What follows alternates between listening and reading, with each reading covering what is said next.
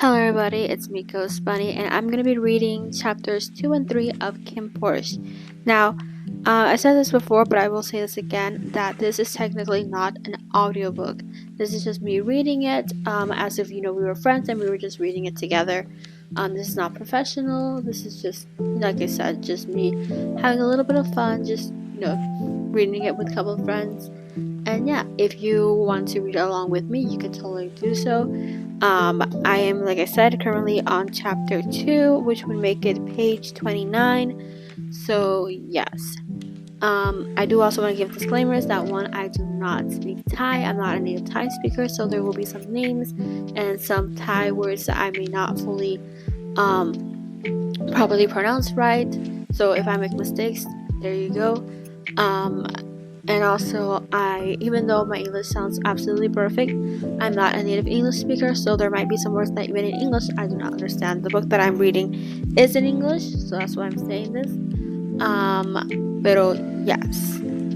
So, also, I may give my own commentary or might get a little bit too into the book, get too into the role of the characters, because I like adding little voices, adding little commentary, just having fun. If you guys don't like that, then I would not recommend my video. But if you like getting into the book and just having fun with it, then come along. I'm also gonna have a playthrough of Papa's Bakeria, because I genuinely did not know what to put in the background. Don't worry, the person playing the game is in fact me. It's not stolen footage from any other person, it's me playing. So yeah, with that being said, I will in fact, start reading the chapter 2. Chapter 2, Karma. Don't tell me you're ditching me at the same gas station as last night. His voice was hoarse and faint, despite the black and blue bruises covering his face. Though he was in better shape than last night, this guy was pretty tough. When did they start tailing us? I swore to myself instead of answering him when I saw motorcycles approaching fast in my side mirror. Damn it! Those thugs had come prepared tonight. They even had people waiting to go after us. I revved my engine and skillfully weaved my bike in and out of different alleyways to evade our pursuers. Thankfully, I had a dirt bike, so I could easily maneuver through narrow roads. Take it easy! Kinn yelled again against the wind. One of his hands clutched tightly at my waist, while the other held onto the edge of the seat. Just hold on, I yelled back, twisting the throttle to gain more speed. His grip on my waist tightened even further, and I felt him bury his face onto my back as he used my body to shield himself from the wind. Am I still alive? He muttered before carefully checking his surroundings. When I was confident that we were no longer being followed, I slowed down. I kept taking a lot of bends and turns for quite some time, long enough to confuse them and get them off our trail. When I finally pulled to a stop in front of my house, I sighed in relief. I felt like we'd driven through hell itself. Where are we? Kinn asked. My place, I answered. I didn't want to bring Kinn here, but on the brink of disaster, the route to my home was the one I was familiar with the most. I'd taken a final turn and arrived at my house before I even realized it. Well, let me wash up a bit then, Kinn said after letting out a breath he was holding. Wait, I called out and stopped him on his way to my door. I didn't want him I didn't look at him as I fumbled for a pack of cigarettes from the back pocket of my pants. I took one out, lit it up, and took a long drag before letting out a puff of white smoke. He looked at me without saying anything, raising his brows as he waited for me to continue. 50,000, I said casually. I said casually to the secret. Oh God, I can't read. I said casually, the cigarette still dangling from my mouth when I finally turned to face him. I put my hands on my hip.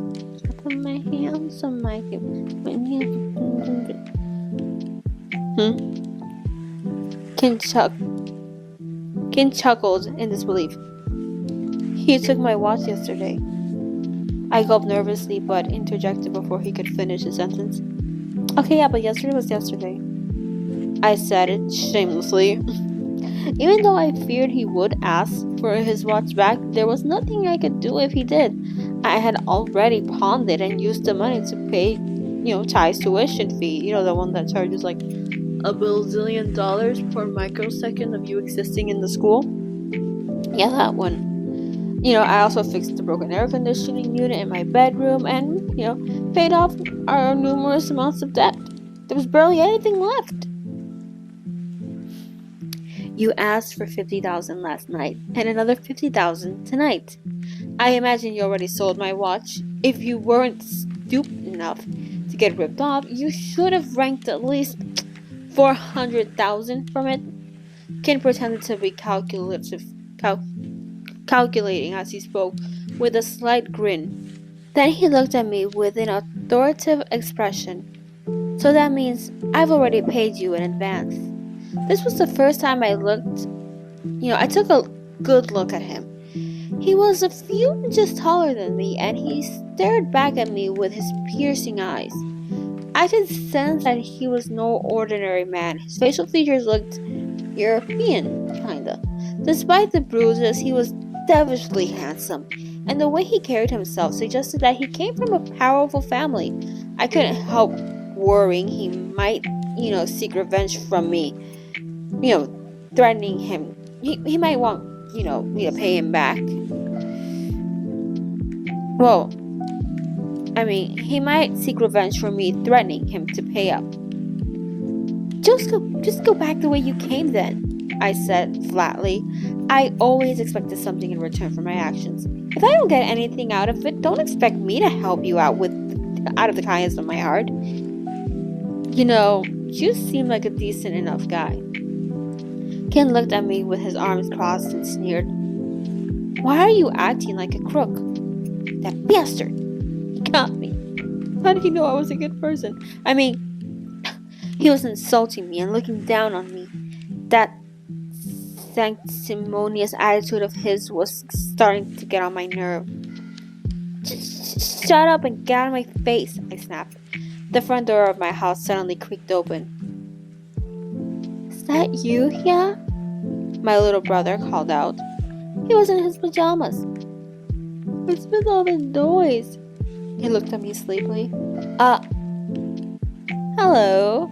My little brother greeted the unfamiliar stranger, and that Gordon acknowledged him with a nod. Oh, by the way, a little note here. Ya means older brother in Teochew dialect. Teochew? I would put the word here, pero yeah, it's in a Thai dialect. Well, one of the many. I'm assuming is there more than one? Hopefully. Yeah, I'm pretty sure there's more than one because northern, southern. You get where I'm coming from. Go back inside, I told my brother sternly. Why are you guys arguing out here? You'll wake up the neighbors. Come and talk inside, Chai said, opening the door and beckoning me inside. Damn you, Chai. How dare you have manners? Have some respect for your older brother. Well, thanks for the invitation, Ken said. He was about to step through the door when I yanked his collar. I'm going inside my house and you can go back where you came from. I dragged him away from my door. He glared at me in annoyance. His brows furrowed before swatting my hand off his collar. He straightened his shirt and grunted. How dare you? He sounded pissed off, but I couldn't care less. I gave him a shrug and turned to leave. Stop! No one has ever disrespected me like that. Like this. He grabbed my arm and squeezed hard. I shook him off, unintimidated by his threat, shoving him hard in the chest. So, who the do you think you are? I can do more than just grab your collar. I looked at him furiously, with no intention to step down. You don't get out of my sight, I continued, pointing at his face. I'm gonna beat the out of you. Ty came back outside because of the noise. What the hell is going on here? He asked. Nothing! Get back inside, please. I pushed my little brother back inside the house, following close at his heels. I slammed the door in Ken's face, not caring that the neighbors might curse at us. Look, I don't give a damn what happens to that guy. Maybe if he got his ass handed straight back to him, he'd stop being such an arrogant bastard. I was no longer surprised that those thugs came after him. Like he probably got on his high horse about some bullshit and pissed him off. I'm not afraid of you, ass. I was only concerned that he might ask for his stupid watch back, though. Possible, very possible. I finally had time to call Madame York and check up on her. Her voice was, as chirpy as ever when she told me the police came and settled the commotion shortly after we left the bar. She kept scolding me, thinking I had antagonized some gangsters and they had come seeking revenge. I needed to settle everything with her tomorrow and take responsibility for all the damages. Tomorrow came and I soaked at Madame York's office listening to her talk. Honey, I told you not to be so hot-headed, she said. I had a feeling she wasn't going to listen to my explanation. She was already assuming that last night's fight was my fault. I'm sorry, I said. She heaved out a sigh and shook her head as if saying, I didn't mean to apologize. I wasn't in the wrong here. Kinn, he caused all the trouble. I wanted to bang my head on the table in defeat. I didn't get his money last night, and I was probably going to end up paying for all the damages caused by the thugs who came after him. If I'd known it would turn out like this, I wouldn't have helped him in the first place. Don't worry about it. Let's clean up. The new furniture will be delivered in the afternoon, Madame York told me. How much? I asked quietly, afraid of knowing just how expensive it would be. What? Madame York looked confused. The damage. How much? Tis. He wouldn't be able to afford it, darling, she teased, fluttering her Chinese folding fan delicately in front of her face. I've got some money, I said, although I wasn't, the main culprit. I'd feel terrible if I didn't at least, take some of the blame. We're lucky that Mr. Kinn, he took care of everything. Otherwise, I cannot imagine how long it'd take you to pay for everything, Madame York said. Kinn? His smug, handsome face and piercing eyes popped in my head. Kinn? That's right. Mr. Kinn said that those dogs were his enemies, and as well as yours. He saw them causing trouble here, and he felt he had to aid us. That conniving bastard! I could admit I was money hungry, but I always minded my own business. Now all of a sudden I had made an enemy. I presumed Madame York hadn't seen that Kinn and I escaped together since she was busy fighting off those goons, with her kung fu skills. Alright, I gave her a slight smile. It's funny now that I think about it, she said. It looked like the cops came to shut down an illegal brothel. It was chaos. I chuckled and replied, well, you do look, like that kind of madam. No offense. Yeah, I was about to run when I saw the cops, to be fair. Then I realized they came to help. She put her hand on her chest and belted out a hearty laugh. Really? We are lucky that Mr. Kinn knows some higher ups in the police department. Everything was settled before it even hit the news. The police came to get some of the footage from the CCTV cameras this morning. I still shiver every time I think about Mr. Kinn. Why? I asked. He's gorgeous! How can someone be that handsome? It should be illegal. Talk about husband material. I listened to her ramble about how handsome Mr. Kin was for a while, and then I went to help clean up the place with the other employees. Blood splatter, glass shatter, and broken furniture littered the floor. We were lucky no one got fatally injured in last night's altercation.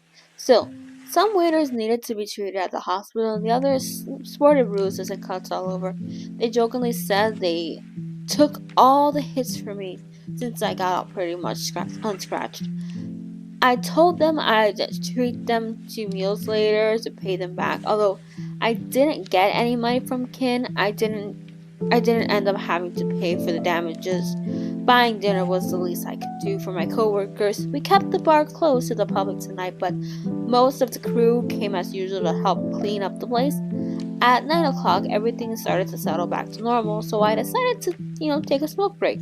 I went to sit on a giant cooler in the alley behind the bar and took a steady drag of my cigarette, letting the nicotine clear my head. And whoever says I have a nicotine addiction, your mama. Stomp, stomp. Curious, I turned toward the sound of footsteps. The back alley of the club was very secluded, so I rarely saw anyone walking past this dingy, narrow passway. Hey. The footsteps stopped a few feet from me. I frowned and glared at the group of men in black suits who wanted my attention. The man at the front, who looked like looked like the head of his entourage, scoffed at me. I looked at him intently through the shadows, then hopped down from the cooler once I realized who it was. I threw my cigarette on the ground in annoyance and stubbed it out with my foot. What? I flatly asked Kin, who came to stop right in front of me. I rested my hands loosely on my hips and glanced from side to side, checking to see if his enemies had decided to tag along. I couldn't stop myself. Every time this guy showed up, chaos followed. I didn't want him to instigate another brawl. Madam Yoke would cuss me out for sure. He still hadn't uttered a word. Is someone on your ass again? I asked. I need to talk to you. Kin rasped before he fell silent again. I felt my heart pound and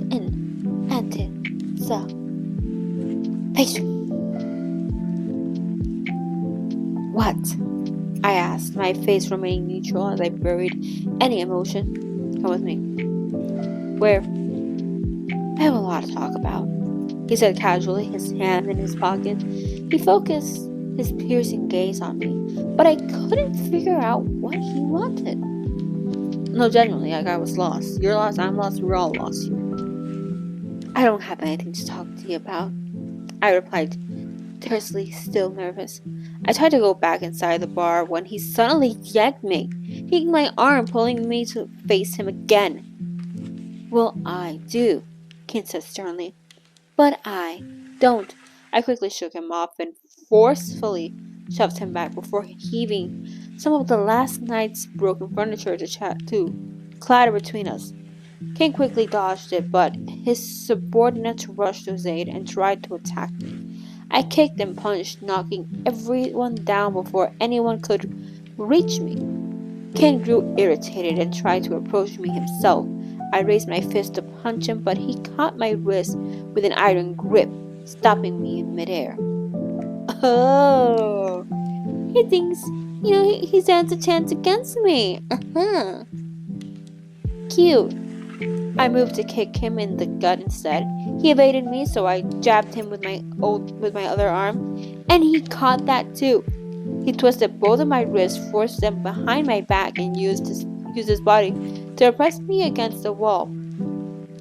Are they flirting or are they fighting? That is yet to be answered. I couldn't believe he managed to get the upper hand tonight when he got his ass kicked. Got his ass so badly earlier. Let go of me, I growled, turning away when he leaned closer, his handsome face brushed next to mine. He used his weight to pin me down. Are they flirting or are they fighting? relentlessly gripping my wrist as I struggled to free myself. He was practically hugging me. Damn it. Are they? Now stop that joke. Hey, I just want to talk, Kin said patiently. He was so close that I could see his defiant Cupid's bow moving as he spoke and feel his warm breath against my face. I don't want to, I barked back, still trying to squirm away from his uncomfortably close face. I thought you'd be better at this, he chuckled. His insult, I'm gonna be honest with you, it kinda stung. It hit home. I roared and jumped at him, biting into his neck with all my might. Like I said, I was gonna stop the joke, but are they flirting or are they fighting? The pain startled him, his grip loosening as he pushed me away. Ignoring his scream, I ducked into the bar through the back door. I quickly locked it and scurried to the staff room to get my bag. My coworkers eyed me in confusion. What's the matter? Asked Pidu, one of the older staff members. Tell Madam Yoke I'm leaving early. She can deduct it from my wage for all I care, okay? I yelled back. Truthfully, I was scared of Kin. Not of him, trying to beat me up, but of him asking me to return the watch. That watch terrified him. He has night terror thinking about that watch. That night, I quickly go on my bike and sped back home, my mind consumed with thoughts of the wristwatch. What's me? I couldn't think of a reason Ken would come looking for me with his subordinates except to get his belongings back. He might remember that his watch was worth 700,000 baht. I go up at 6 and went to the market to get breakfast for Chai. I hadn't slept a wink last night. I kept worrying about Kin and what he was, going to come for me. When he was going to come for me exactly. Looks like someone's loaded right now, Chai said, glancing between me and the bounty of food on the table. Just eat and get your ass to school. You know that one that's extremely expensive? I chided him with absent-mindedly pushing around the strip in my rice porridge with a spoon. Yeah, a spoon, I have that. Our breakfast was indeed fancier than usual. We usually only had rice with a fried egg or porridge with pork, but today we also had toast, butter, jam, fresh milk, orange juice, the whole shebang. Can I have my weekly allowance? Chai said. I took 1,000 baht notes out of my wallet and handed him. Whoa! Chai's eyes they widened in disbelief. Let's just say I'm giving you your allowance for the whole month in advance. Make sure it lasts the whole month, by the way. I replied. I decided it would be better if I spread the money around. This way I couldn't repay Kin even if he wanted me to. Where did you get all this money?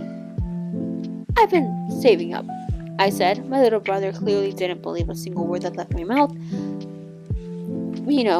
He kept staring at me skeptically until I shooed him away. Shoot. Go to school. Get an education. And also, don't spend it all in one place. I yelled at him. I watched my little brother leave the house in his prestigious high school uniform. Well, prestigious to be exact. Once he was gone, I sighed. The tuition fee for my brother's high school was costly. Still, we should be able to cover at least 4 semesters with this money I got from pawning the watch. You might wonder why I still let him attend such an expensive school. No, I never asked that ever. That's not been a question I've ever asked. Why would you need to answer? That's not like I've been making fun of you for that for the past, 2 chapters. Well, he'd been attending this school since kindergarten, and I didn't want to, uproot his life. It was my school growing up too. I didn't want him to transfer to any school that wasn't as good as his current one. Tay often told me he didn't care what school he went to, but as his older brother, I wanted to provide the same life for him. Now, as our parents did when, they were still alive. I didn't care if I had to work hard. I would do anything to take good care of my brother. I locked the door and was about to drive my bike to university as usual when it suddenly hit me. Yeah, funny that I mentioned this now. Kin? Yeah, he knew where I lived. Crap. Auntie Oi! I called from my neighbor. She was a kindly lady who fought with her husband from time to time. I'm not trying to say there might be a dispute, but let's continue the sentence. Let's see. I often heard them shouting through the thin wall. Yeah, maybe there is a dispute here. But they were screaming at all hours. What? She yelled back. If anyone comes looking for me, can you tell them I moved? Who's looking for you? She asked, curious. Just if anyone, anyone at all. Tell them I moved to a border town. I died, basically. I told her dismissively after she nodded in agreement. I quickly, brought in the stuff I had lying outside, like the shoe rack, my umbrella, helmet, and spare bike tires. I tried to make the house look like it was abandoned. Luckily, we didn't have a lot of stuff in the first place, so it didn't take me long to put everything away. We went to the cafeteria after class. Tem stared at me for some time before finally asking me, "Why are you so restless today?" "What do you mean?" I retorted. "You keep looking around nervously. Is someone out there to get you again?" "That's right. You're acting skittish." John looked at me skeptically for a brief moment before he continued. "I won't help you again, by the way. We barely got out of there alive last time." They both had managed to get away from the fight without getting seriously injured. Since then, they berated me over the phone, and well, in our group chat for getting them caught in the crossfire. I gave no excuses and let them believe it was my fault. "It's nothing," I said, idly playing with my food. I managed to keep my emotions at bay, but I had been on guard since I arrived today. "Nothing, my ass. Are you afraid of those thugs, that'll show up here?" "I thought they'll try," John said incredulously.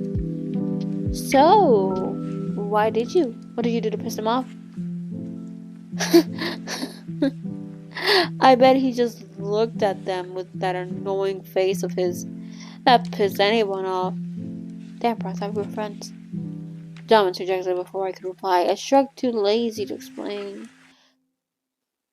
"John!" A yell came from P.O.M., a third-year student in our department. "Your dad's looking for you." We greeted him as he approached our table. "My dad?" "How if I know, but the guy said he has to talk to you," P.O.M. said. John looked flabbergasted, so P.O.M. insisted. "He really said that?" I gulped at P.O.M.'s words, wondering if it was Kin who was asking for Jom. I did tell him that my name was Jom. Shit. What does he look like? Oh wait, what does he look like? I asked nervously. Jom's dad? He's fine as hell. I didn't think someone that good looking would be related to someone so hideous. Seriously, man, who is he? Jom cried out.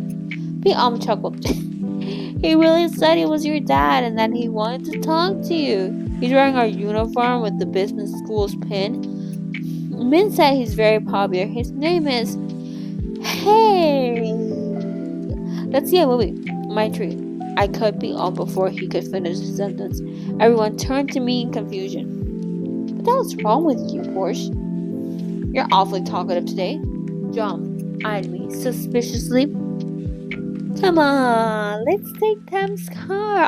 I'll leave my bike here, I said, nudging Tem's arm.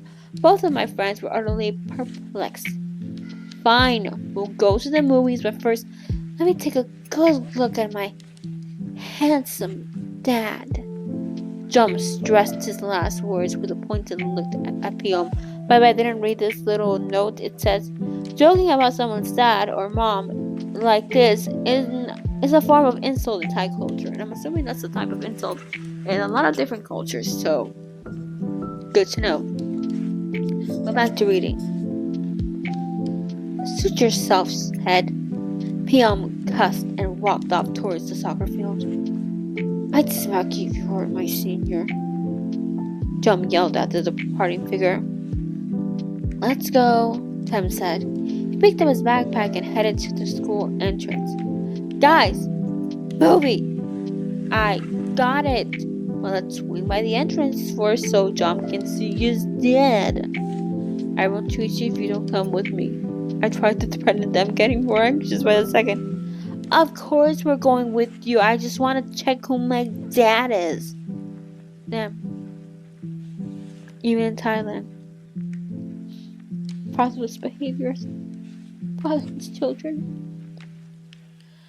Really, what the hell is wrong with you today, Porsche? Tim asked.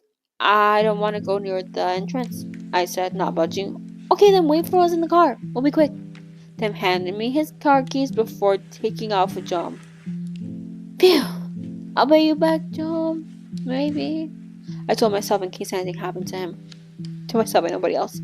I was on my second cigarette, patiently waiting for my friends to return. I wasn't really worried that Kinn would, do anything to them.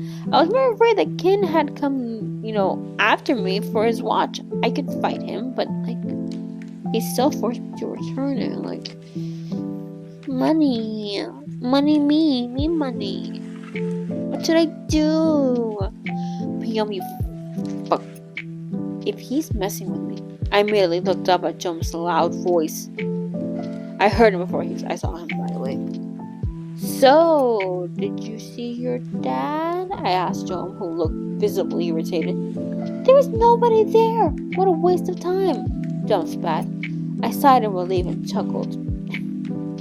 Piam likes to mess with us like that. Just forget about it. Tam and Jum nodded and took out their cigarettes for a quick smoke. Then we drove to the movie theater near our university in Tam's car. Has anyone come looking for me, Auntie Uy? I asked loudly when I arrived home. Yes, she replied. What did you do? Those guys look like they're like the mafia or some shit. I pursed my lips nervously. What did you say? I asked. They asked for Jom. The house owner? I didn't know who that was, so I told them. There's no Jom here or anyone else. I nodded. When did they come? Around noon. She looked at me in a puzzlement, but didn't press me for more. We rarely talked. This was probably the first time in years I had spoken this much with her. Can I park my bike at your place? Fine. We agreed to my request, then began to rant at me. Don't get yourself in trouble, Porsche. Think of your little brother. I simply nodded at her, thinking it was good that they came when Ty wasn't. Well, I keep saying it differently. Is it Ty or Che? I should rewatch KinnPorsche. What's wrong with me?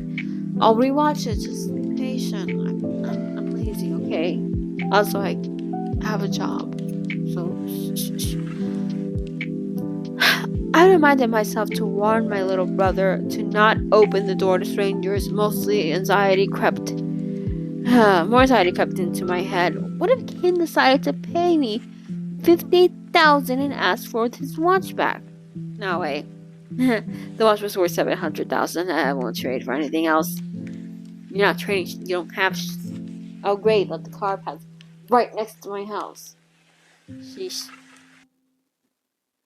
Okay, now time for chapter 3, Hunts, and we're now entering in Kinn's POV. Okay, so yeah, the name on top, I don't know if I said this, but I kind of looked a little bit ahead and I did see some titles, some chapters had Kinn's name on the top and some had Porsche, so I'm assuming those are just the POVs. I could be wrong, but I'm pretty sure that's just the POV. And now that I'm reading a little bit ahead with my eyes, yeah, it's definitely the POV. Okay, pero ya let's begin chapter 3, Hunt, Kinn's POV.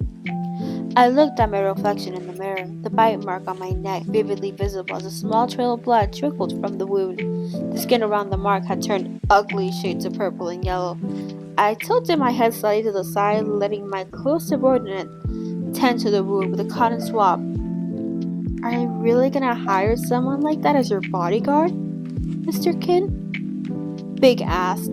He sounded slightly disapproving. I hissed from the sting and of antiseptic on the open wound. Why are you asking me? Big looked at the wound on my neck and the bruises adorning my body. He let out a heaving breath. Look what he did to you. I'll hunt him down and knock his lights out. My father would not be pleased, I said. Matter of fact, I don't understand your father either. What made him so interested in this guy? He ditched you twice. He even bit your neck last time. How can we tame a viper like that? I glanced at my subordinate in annoyance, and Big realized that he had said too much. He shut his mouth and went back, to treating my wounds without another word.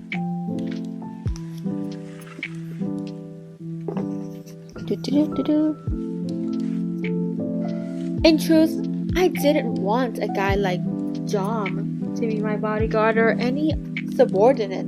I wholeheartedly agreed with Big. He was a good choice. He was not a good choice. Never mind. I agreed with him. He was not a good choice. Bad man. I don't like him whatsoever. He could easily change sides if it was more profitable for him. One could hardly hope for loyalty from a guy like that. But what could I do when my father had taken a real interest in John after he saw the security footage from the Root Club? My father had been trying to figure out who had kidnapped me for the past 3 days. Instead, he saw this guy who came to my rescue 2 days in a row. My father didn't know that John had asked for money in return for his help. He didn't help me out of the kindness of his heart. He helped me out of the kindness of a missing wallet that needed cash inside of it. Get him on our side before our enemy does. We're screwed if he ends up with them. My father's words echoed clearly in my head. He seemed very impressed by John's flawless fighting skills.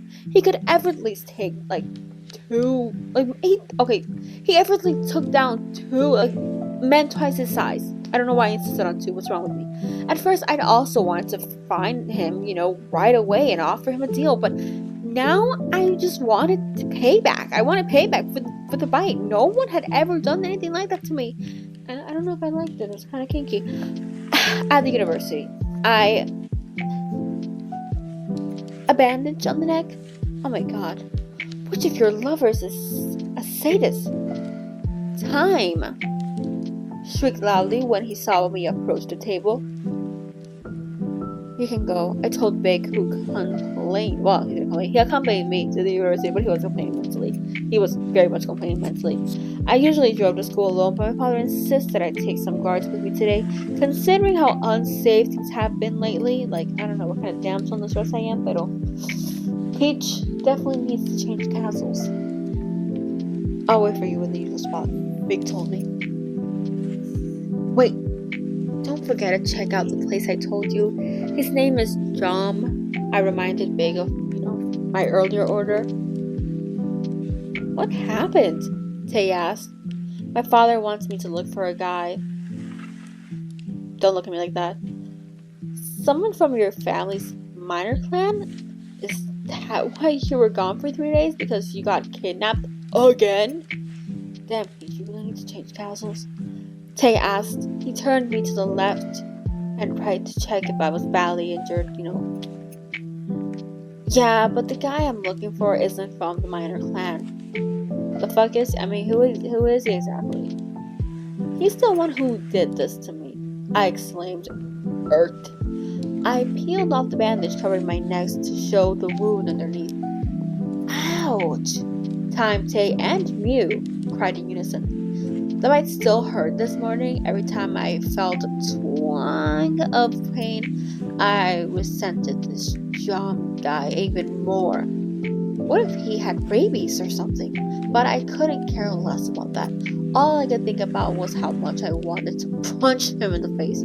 I told my friends everything that had happened. These 3 days, these 3 had stuck by me since high school. These were my 3 besties, by the way, my 3 homeboys. So, they knew everything about me. I wasn't friends with anybody, not just any schmuck could be my friend. Nor was I interested in making new friends in university. All those fucks can go fuck themselves. I wasn't a friendly person, as you can tell.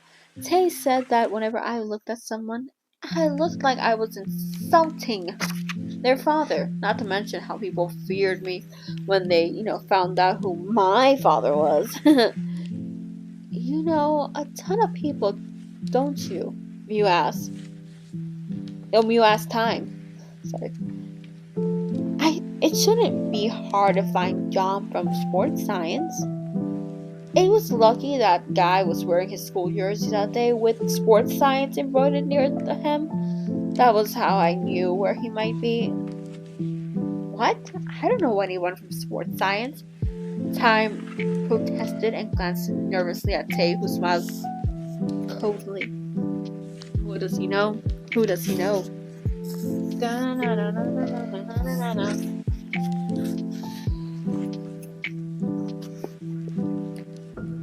Why don't you just tell me that you like a guy from Comarts more? Tay stared hard at Time, his voice aloof. Tay and Time were lovers, and Tay must have recently caught Time messing around with someone from the School of Communication Arts. Dun dun dun! Time was a handsome playboy who loved to sleep around, while Tay had the heart of a saint. He always forgave Time for his infidelity, no matter what. It's nothing, Time said, looking incredibly restless. He tried to change the subject. I'll take you there after class. I nodded at him. Come on, let's go to class, and I made copies of the handouts for you guys, Mew said, giving out the papers. I know how to read. Reading is fun. Mew was the most reliable guy in our group. He was the nerdy one who Mew, teach me how to read. Who consistently scored the highest and threw off the grading curve for everyone else. And when I missed classes, he was nice. Bless you. Dun, dun, dun. After we finished our class, Time drove us to the Department of Sports and Science as promised. This was my first time coming here, and I was at loss for where to start. Time, what are you doing here? A cheerful voice made Time jump in surprise. I wondered if he really was sleeping with someone in this department. Oh man, hi! Time's smile faded slightly as a cute guy with a thin frame, apparently smiled proudly at him. Interesting. Didn't you say you don't know anyone here? Tay growled. Tay was like fucking. He growled thoroughly, gritted teeth, his voice low. He gripped the back of Time. Jesus Christ, am I popular now?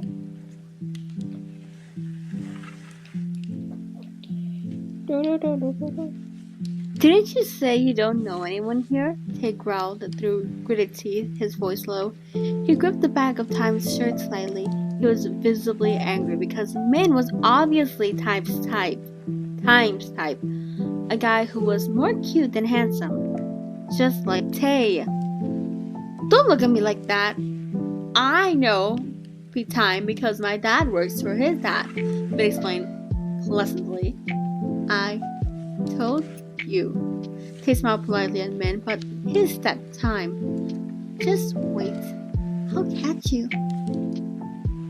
So what's a popular trio from the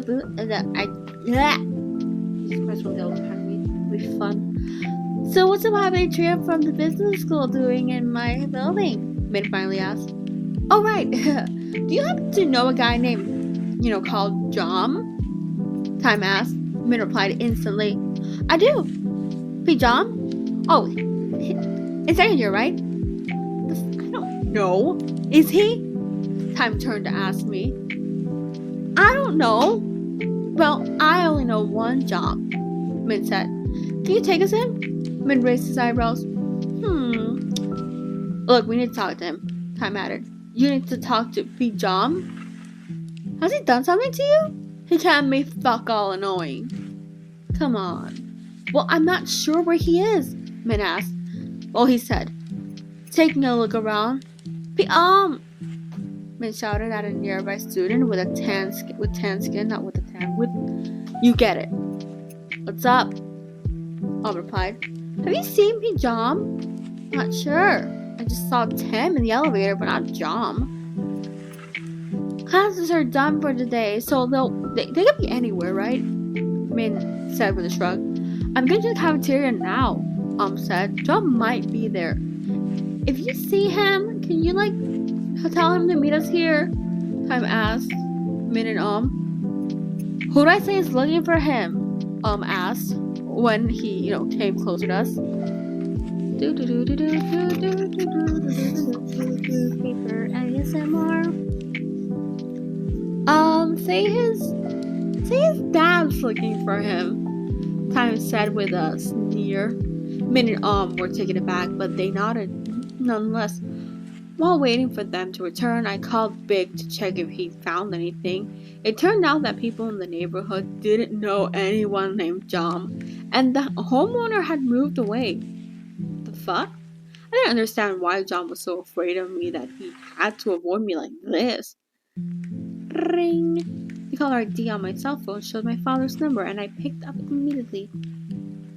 Yes, Father? I'll be there right now. I checked the time on my phone, then looked at the sports science building and saw no one I was looking for. Since my father wanted me to return immediately to meet an important guest, I decided to quit looking for Jom today. I told Time to walk me to the entrance, and I waited there for someone to pick me up. Just wait until I finish my business. I'll hunt you down. I'll catch you, Jom. Wait until I catch you. I'll catch you, Jom. Thank you, Mr. Vichan, I told my father's business partner as I walked him to his car after dinner. After that, my man and I were called to an urgent meeting in our grand hall. Oh, you are fucking... Oh wait, never mind. Oh, you are fucking useless, my father cursed loudly, his voice so harsh that everyone particularly jumped out of their skin in fear. This month, Kun was attacked twice. Kinn got kidnapped, and someone stalked Kim. Why do all my kids have similar names? Do you think their lives are replaceable? My father lit a cigarette. I took a quick glance at him as he pulled in a long drag. He was obviously furious. The silence was deafening. Defending. Everyone kept their heads down to avoid my father's murderous gaze. Not daring to utter a sound, I crossed my legs and casually poured myself a glass of water. It's too cold. I was used to this. What kind of bodyguards are you to let this happen over and over and over again? My father kept ranting. I understood why he was so pissed off. He'd been under a lot of stress lately this month. His business partners had been constantly trying to provoke him. Then I got kidnapped, and my brother, they hadn't fared much better. Kun, my older brother, probably had it worse than me. He'd been abducted up to 10 times since his childhood. The trauma was starting to mess with his head. Something about being kidnapped just messes you the fuck up when you would have known. Pete. Big. Don't. As my son's lead bodyguards, what exactly are you planning to do? Answer me. The three men looked nervously at each other and stayed silent. Their faces were red and swollen from the beating they'd taken from my father. We're deeply sorry, sir. Pete, Kun's bodyguard finally answered.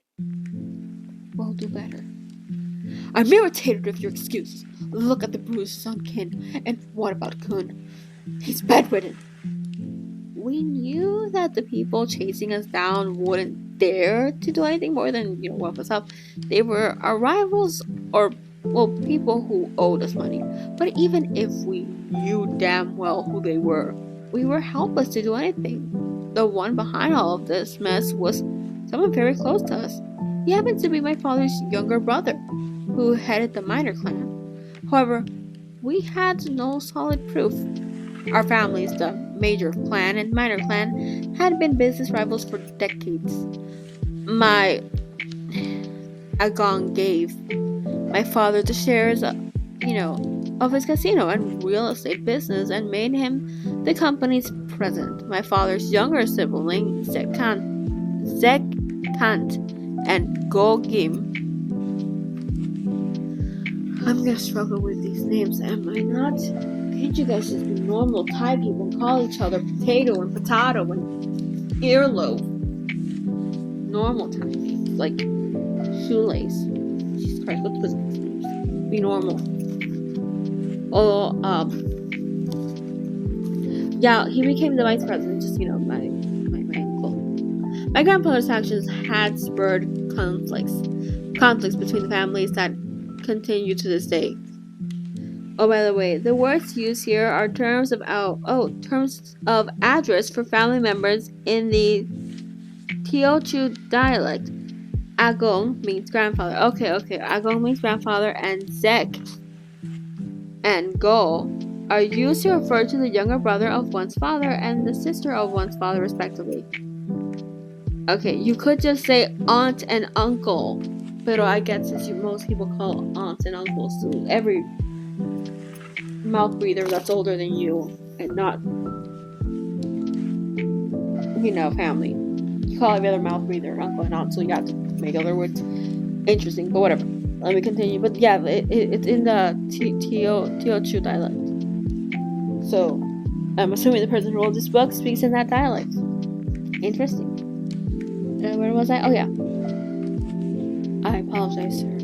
We tried to gather the evidence as you requested, but Minor Clan always hires someone else to do their dirty work.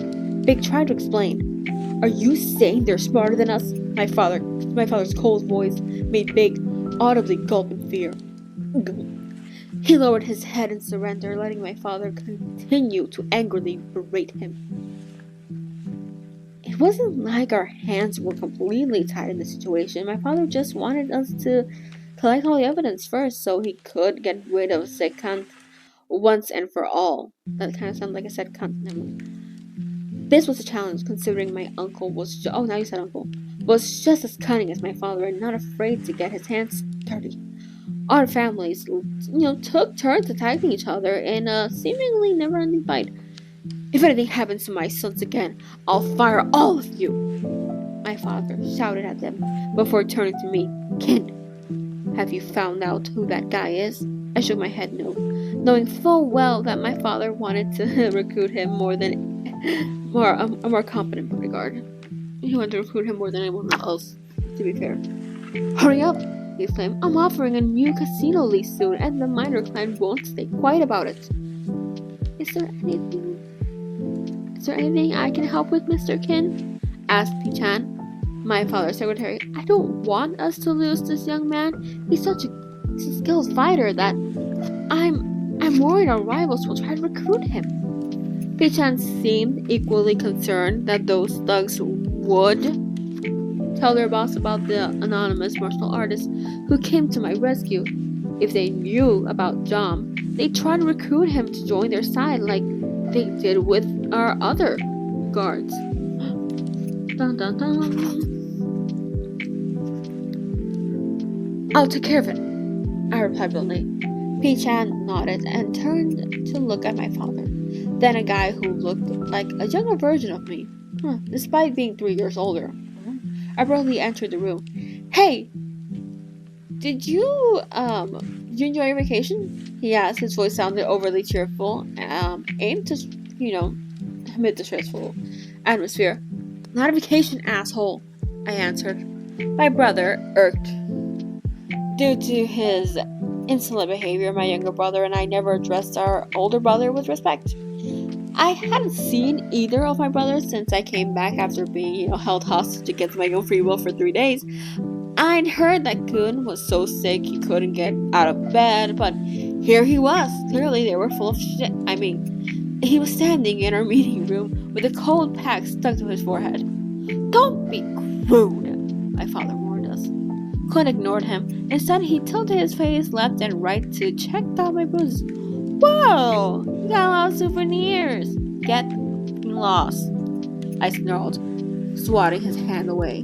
He smiled. He simply smiled at me with no remorse. He then plopped down on the sofa and turned on the television like nothing had happened. My father shook his head without saying anything. Kun was his favorite son.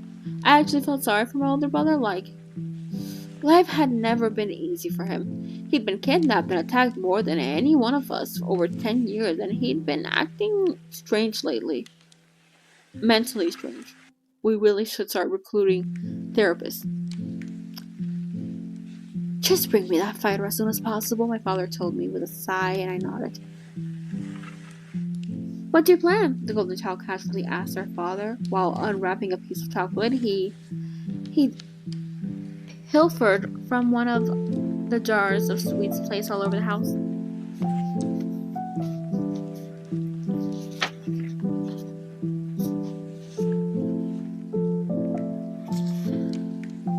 I'm looking for a new bodyguard for Kinn, our father replied. Bake, my current bodyguard, glanced at me. Aww, what about me? Kun said sweetly, turning up the charm. What about you? You already have Pete, my father said, glaring at Pete, who stood with his head low. Kun turned to look at Pete and grinned. Pete is stupid. I like the smart ones. Pete rolled his eyes. In truth, Pete was an excellent bodyguard. We'd hired him after we fired Kun's old bodyguard. Since then, Kun's kidnapping had reduced significantly. My father tried to appease his oldest son. If he lets you get beaten up next time, I'll find you one. Who said the youngest child was the one who always got his way? In my family, it was the oldest son who always got what he wanted. He had everything handed to him on a silver platter, while my youngest brother and I were left to our own devices. What about me? A deep voice asked. Another figure with a cheeky grin on his face appeared in the doorway. I rolled my eyes at my younger brother, who looked wildly similar to me. He was practically my clone. Who the hell are you? Kun asked incredulously, pointing at our brother as he stood beside a large wooden door engraved with a dragon design. Are you nuts? Kim asked, leaning against the door with his arms crossed over his chest. The guards started to walk out of the room after Kim arrived, leaving only us and our exhausted father. Me? Now, do you suddenly remember where you live? Kim narrowed his eyes in disdain at his older brother, but Kun was right. It was a surprise to see him at home. He was gone so often that no one would notice if he was kidnapped. Damn, that hurt. Having all of you at home makes me think there's a storm in the desert, my father muttered. Well, it's because you only care about Kun. I ran away to get your attention, father, Kim said as he sat next to her father on the sofa. I knew what he said was, all bullshit. He'd probably left because he was infatuated with another lover of his again, and he stayed at their place. You shouldn't have come back. Oh, wait, sorry. You shouldn't have come back. Father said he would give all his inheritance to Kim and me.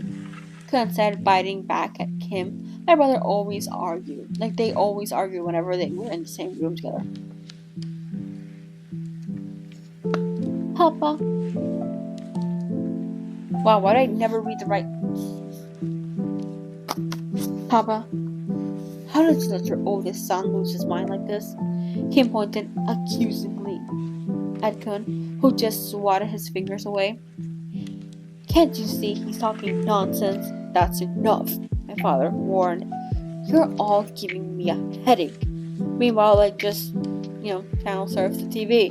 It was far better than listening to them squabble. Anyway, since all of you are here, why don't you go check the accounting documents at the factory for me? My two brothers visibly deflated when they heard our father's order. Can't our men do that? Quinn cried out. You three will take over my business in the future. Maybe it's time that you get off your ass and start helping out. Don't disappoint me, especially you, Kim. Be home for once. My father left the room after giving his final order, leaving Kim to start another spat with Kun. I should have come, Kim swore loudly. Yes, this is your fault. Why do you act like responsible? Why don't you act like responsible brother? We always have to pick up your slack.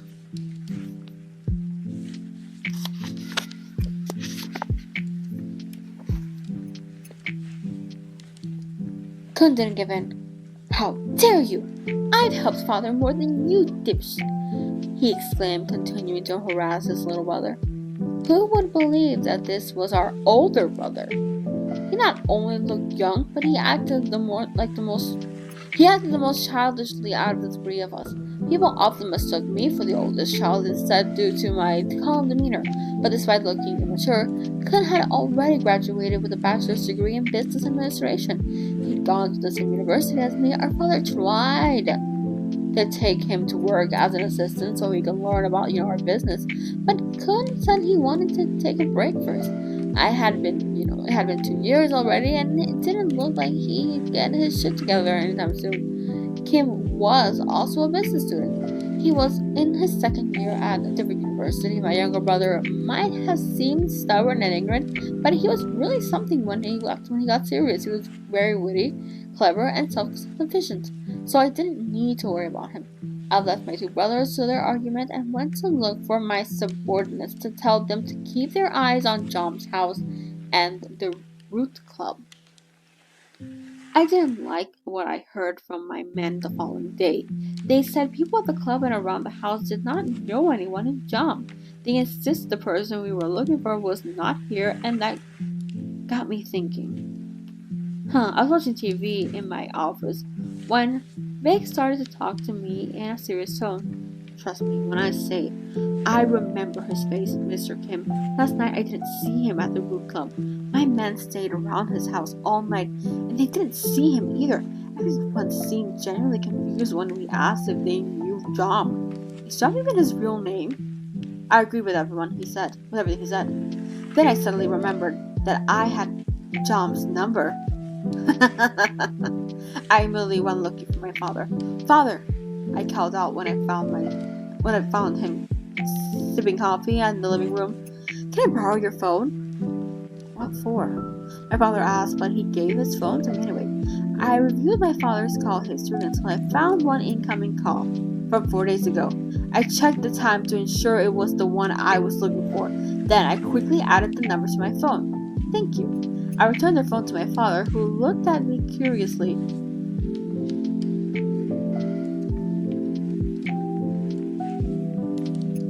I lost my place. How did I do that? I was reading. Thank you. Okay, yeah. I'll hunt down the guy for you, I explained. You still haven't found him after all this time? He grudged. It's not that easy, okay? This isn't an ordinary man, I complained, before I went back to my office to make the call. The phone rang briefly before I heard a familiar voice pick up. What? Hi, I said calmly. Who is this? The corners of my lips curved into a sneer at the hostile reply. This guy seemed to be worse at communicating with people than I was. And who are you? Don't you know who you're calling, shithead? Jom? Is this Jom? Beep, beep, beep, beep. The way my call suddenly disconnected made me confident I had finally found him. Huh? You're there to fool me. You bit. Oh my god. Big. Bring Jom, the second year student from Sports Science, to me. I barked the order on my subordinate. Is this really how you want me to find you? Okay, fine. Fine, I'll do it. I'll play your game. I had a big look for the guy named John while I went to check the factory with Kun and Kim. My brothers dozed off as soon as they got into our driver's fancy van. My father would be depressed to see his son so uninterested in the family business. We finally arrived at our factory, a company affiliated with the Thirapanyakul group. I'll put the name right here so you can see. I'm sorry, I said I don't know Thai. This factory, which specialized in crafting caramel-filled chocolates, had been near the brink of financial loss since its establishment, but my father had tenaciously kept the operating going for over 5 years without being able to scrounge up a profit. Why do we still do this? God knows. He only kept this place going because Kun loved chocolates. Oh, now we know. The packaging for our chocolates was absolutely fuck all hideous, featuring a realistic drawing of 3 boys wrapping their arms around each other and making funny faces with their tongues out. Maybe we should change the design. Graphic design is something not our passion, you can tell. Evidently, the inspiration for this peculiar design came directly from the image of the owner's 3 sons. Their brand name, Mr. 3K. We couldn't make the designs look cuter because God knows. But the brand, like I said, was named Mr. 3K, was equally off-putting because God, that name just sounds like trash, sounds like some type of drug. All 3 of us, dressed in suits and ties, greeted the factory employees who seemed happy to see us. We checked the income and expense records and briefly visited the production department. The business seemed stagnant, not growing, but not losing any money anytime soon. It had been like this for like a while now. This chocolate factory, was our family's only source of clean money. The majority of our income came from casinos and real estate. Yes, landowners. Devils. My father was a loan shark as well as a legitimate lender, a weapons smuggler, and a landlord. I knew it. Who leased his properties to be used as casinos in other provinces. Our businesses experienced significant growth and success, so much that people were visibly jealous of us. It was a shame that no one wanted to buy a share of our chocolate factory so I could change the packaging. Because God, please, I want to change that stupid packaging. Graphic design again was not their passion. It really was an eyesore. Graphic design, please, someone hire a graphic designer, I'm begging you. Have your men pick up after lunch, alright? I have some business to attend to afterwards, I told my brothers. We were sitting in a Hyundai van, not sponsored, with Pete as our driver and 2 other subordinates as passengers. Where are you going? Kim asked. None of your business. Have you chosen where you want to eat yet, by the way? I want to go somewhere with a good view and maybe some chicken nuggets. Why don't we go to Vanista? They don't have chicken nuggets, I think. Kun suggested. Vanista was an Italian. Yeah, they definitely don't have chicken nuggets. Vanista was an Italian restaurant atop a skyrise building with an equally sky-high price. I don't want to go somewhere that fancy. I just want a simple meal. Hey Pete, take us to the department store up ahead, Kim ordered. He put on his earbuds with the volumes blasting to the max to block all of Kun's complaints, mostly because I'm pretty sure he wanted dino nuggies. Once you arrived, I strolled around aimlessly waiting for Kun to choose a place to eat. Then I caught sight of 2 tall figures who appeared to be siblings. Kun also knew them, he saw them. But he was not pleased with this encounter. He quickly approached them and Kim and I almost had to run after him. Hey, Minor Clan! Kun sneered at the 2 men. They were around our age and also happened to be our cousins. They looked up in surprise from the menu they were reading and smiled back. Hello, Pete Kid. Vegas, and the crowd went wild. Vegas, the eldest brother of the Minor Clan, greeted me. Again, the crowd went wild. You guys know. If you guys watched the show, you would know. See? I watched it, I just have no memory of the actual show. Because I have A goldfish on wheels memory. That made no sense, but.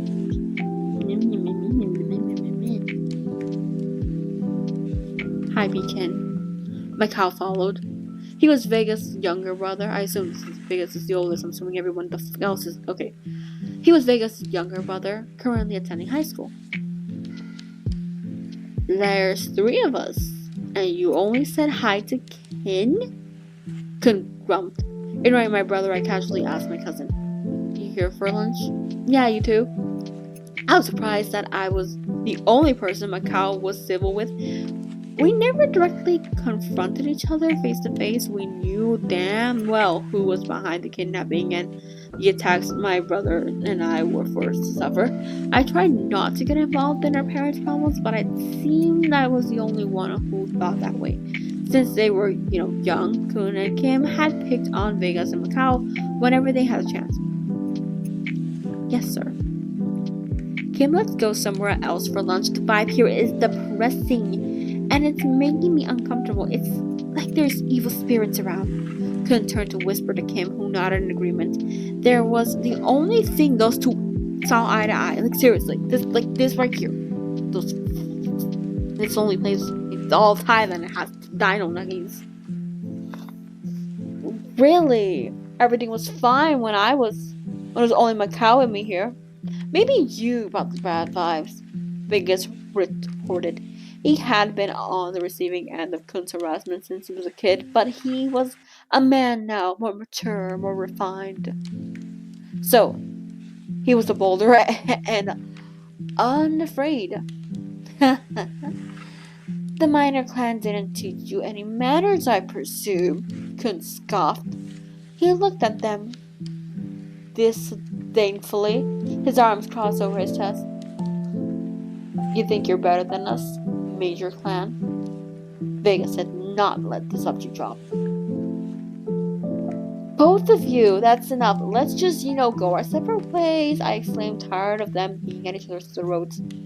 "Pekin, your older brother started it," Vegas said, pointing at Kun. "What? I can't just say hello to my cousins? Come on, let's go." I dragged Kun away from my arm. I dragged him by the arm. And Kim. "Names, please." And Kim chuckled and followed me without any further complaints.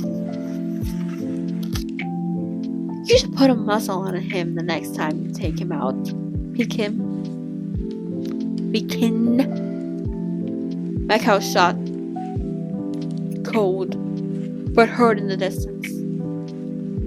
But I hurriedly pulled Kun away before things could escalate further. I found an ordinary-looking Japanese restaurant and shoved an agitated Kun inside. "Why did you get in my way?" Kun shouted at me. "Come on, just don't pick on children, okay?" I dismissed him and started browsing the menu. "Those twerps will never learn their place. I hate them," Kun said, pouting. He always sulked when things didn't turn out his way. My father was solely responsible for raising Kun to be such a spoiled, arrogant brat. He divorced our mother, who was half French, when we were young. We never asked him why. I knew he loved us very much, sometimes even too much.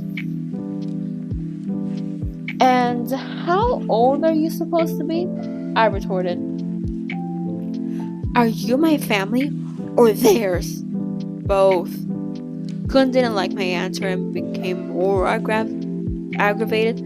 I couldn't imagine what it was going to be like when he became leader of the Major Clan. It was sure to be disastrous. After lunch, we casually strolled around the mall while we waited for Kun to do some shopping.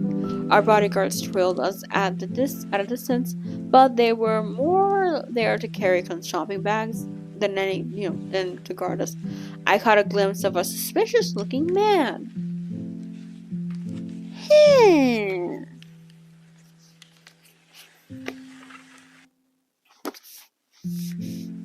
Who appeared to be heading towards us as my older brother selected a watch worth nearly a million baht. Sir, please, help me, sir. A middle-aged man in filthy clothes approached us. The mall crowd quickly moved away in disgust, and before I realized it, he'd slid up to me. Well, he sidled up to me. My bodyguard promptly pulled me away as soon as the guy grabbed my arm. I frowned at the man being carried away by my bodyguard. All three of us brothers stayed silent. What's wrong with me? Please listen to me, sir. I beg you. Let go, sir, he cried. He desperately tried to plead with me and escape my bodyguard's hold at the same time. Curious about his behavior, I walked over to him and told my men to let him go. My subordinates looked at me briefly and did as they were told. The old man looked visibly relieved and started to approach me again. Pete cut him off. Stay away. Say what you want. Don't move, he said sternly. Mr. Tankun, please speak to your father for me, the old man said. I frowned at him and turned to look at the real Tankun, who'd gone back to check out a watch without any interest in the commotion. You're mistaken, old man, Kim said with a chuckle. This guy is Mr. Anakin. Anakin Skywalker? As I mentioned before, I was often mistaken for the oldest brother in our family because we looked so much alike. Even people at the office thought I was Kun sometimes. What do you want? Kun asked without looking at the man. Sir, please, help me. My name is Thea. I used to do business with your father 10 years ago. Now I'm in debt. Lost everything to gambling, I assume. Kun's voice in the distance. Kun's voice was distant, like he was discussing the weather. But I used to work with your father. Get to the point, old man. Kun cut him off as he handed his credit card to the sales assistant. I owed your father 5 million. He gave me 3 days to pay back my debt, otherwise he'll give you a pair of cement shoes. Couldn't finish the sentence. I also lost interest in him and turned to check out the watch Kun had just purchased. The man's plight was nothing new to us. We were accustomed to such matters, and we knew our father would undoubtedly follow through with his threat. Please, I'll pay your father back, but it's impossible to do in 3 days. Please give me more time to find the money. Please tell your father to change his mind. I'm begging you, sir.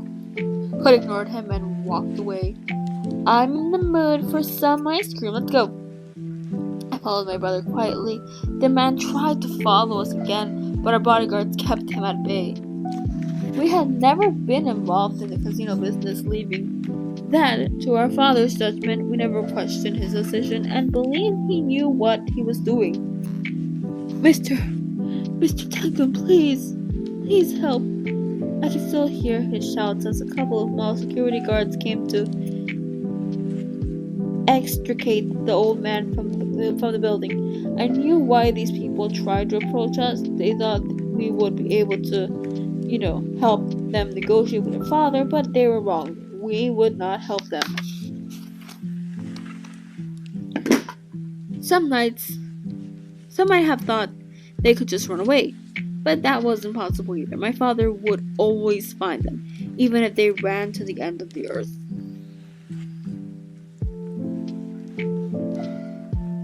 I stayed at the mall a while longer until it was time to leave. We stood at the entrance waiting for our van to pick us up when I caught sight of the same old man, sulking by the side of the road. What caught my attention was the familiar motorcycle parked right next to him. I squinted at the two figures, my lips curved into a smile. When I asked the man I had been searching for, attempting to pull that old man over to his bike. Gotcha. I didn't think he'd show up this easy after all this time. Maybe fortune had finally smiled upon me. Now, it's my turn. Well, that's the end of chapter 3. I will be reading chapter 4 another day because my voice is I don't know if you guys noticed that. But yes, hopefully you guys have been liking my reading. If you guys have, please like, comment, maybe subscribe. And yes, I will be, like I said, reading the next time. For the next video, I will be reading chapters 4 and 5. But you know that is that for now. I'm also going to be reading Heaven Official's Blessing soon, so wait for that. If you guys are interested, I do have a couple of Danmei and a couple of BL books that I do plan on reading on this channel. So if you guys are interested, then like I said before, like, comment, subscribe, and I probably want to say ring the bell, but I don't know. Just do whatever you like. Just you have free will. You know who am I to tell you what to do? But other than that, that's all. Have a good day, night, wherever you are, however you are, and bye.